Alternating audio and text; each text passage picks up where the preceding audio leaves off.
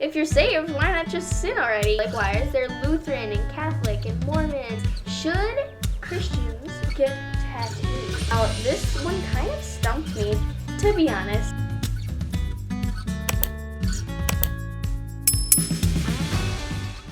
Guys, there's these really cute birds outside. Oh my goodness. I think they're robins. Oh my goodness.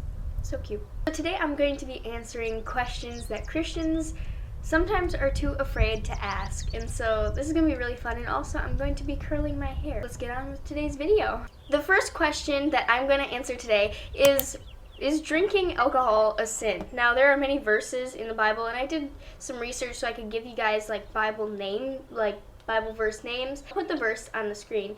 In Ecclesiastes, actually I should put my hair up. In Ecclesiastes, it mentions how alcohol is a gift from God, and so clearly God wouldn't give us something that is a sin, and so it's not a bad thing. Alcohol itself is not a... That looks really snazzy. So it says that alcohol is a gift from God, and so yeah, it's not like a bad thing. But in places like Timothy and Titus, it mentions how you should do it in moderation. This is so hard to do on camera. Like, I usually don't have a struggle doing this. Anyways, so that kind of answers the first question. Also, I will have my sources linked in the description box so you guys can go check those out. And the next question is, how come we don't see miracles today? Like, how come we don't see those giant miracles like the parting of the Red Sea and the bringing back to life of people?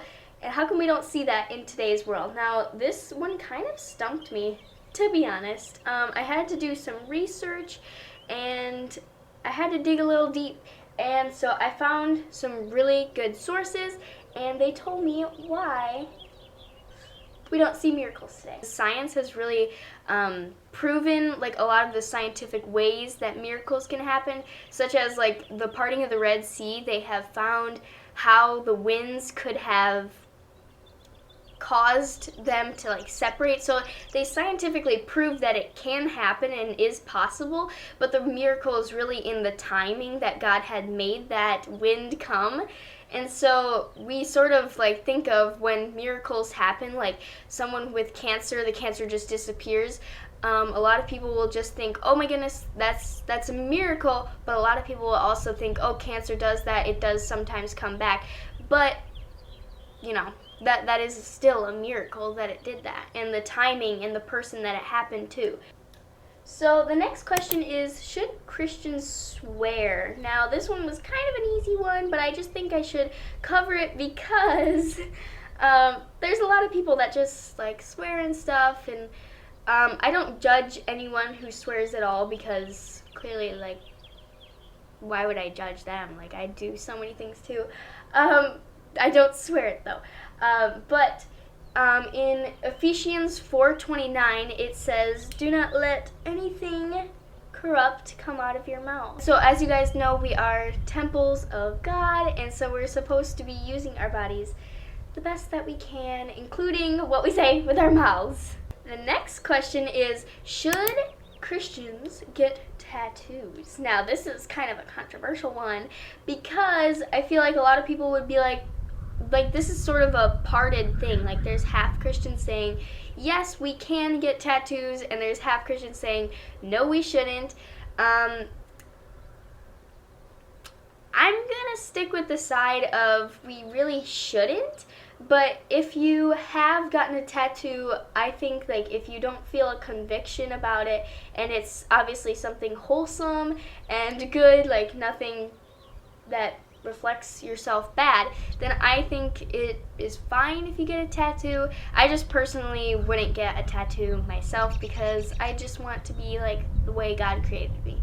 Another question is, should Christians tithe? Now, if you don't know what tithing is, it's basically, oh my. Okay, if you don't know what tithing is where you take 10% or part of your income or something that you earned, and you give it to a church or somebody that helps you in your faith.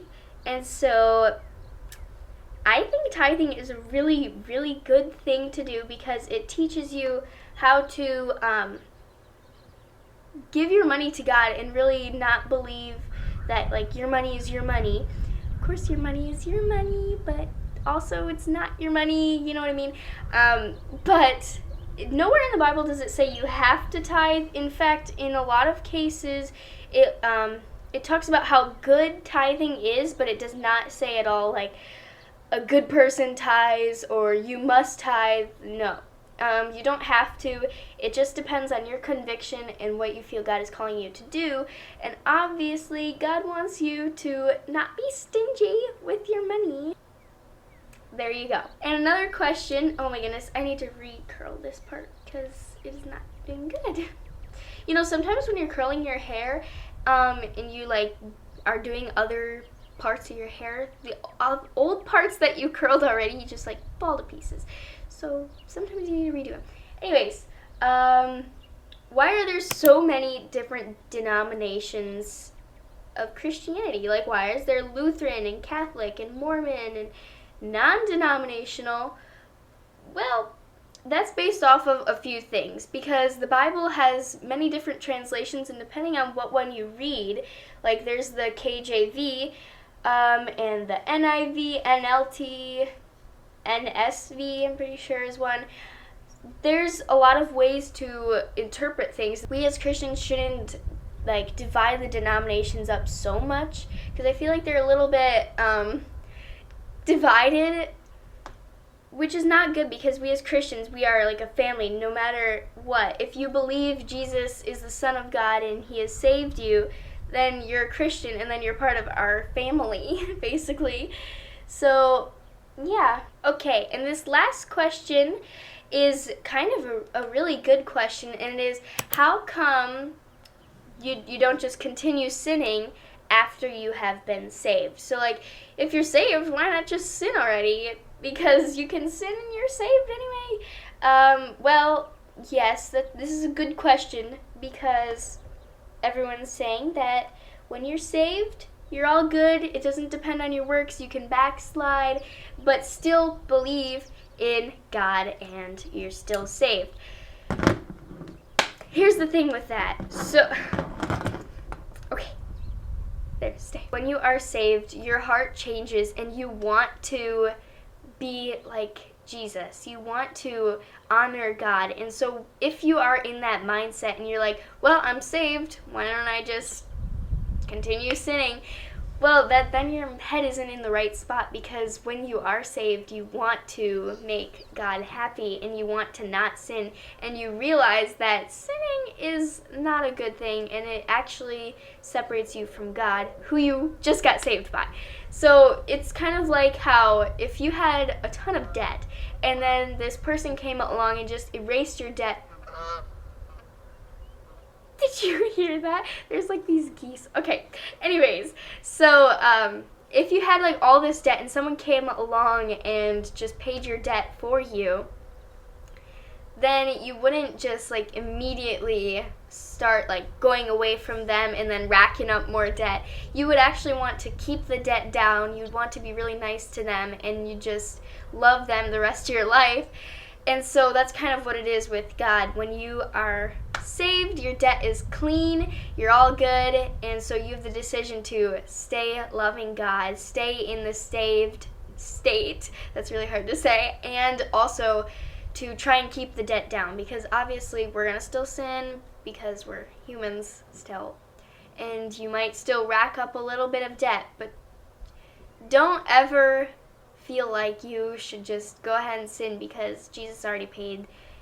You're fine on the cross, if that makes sense. Okay, I hope you guys enjoyed today's video and that it was fun, and also, like, this is so beautiful. If you enjoyed today's video, make sure to leave a like, comment, and subscribe, and comment down below some questions you might have, or video suggestions too, because I'm always looking for great video suggestions. Also, if you'd like to check out my Etsy store, it's posted, so you can go check out my cool designs and maybe shop around and see what you like. Thank you guys. Bye!